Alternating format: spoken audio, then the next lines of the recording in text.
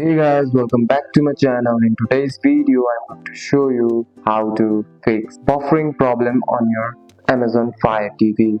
If your video keeps stopping, loading or spinning, don't worry, the steps are useful to fix it.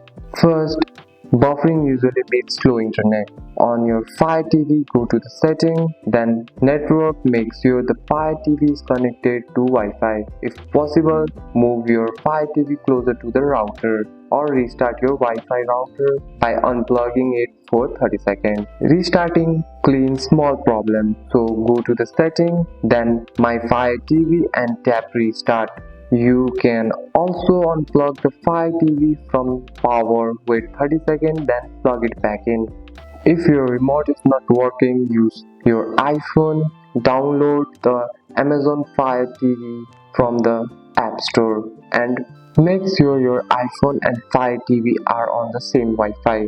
Some apps usually buffering when their cache is full. So go to the setting, then application, then manage installed app. Choose the app that buffer like Netflix or Prime Video. Tap clear cache. Do not tap clear data unless needed. And that's it. That's all for today's video guys. If you found this video helpful, drop a like and subscribe for more videos. Thanks for watching. See you in the next one.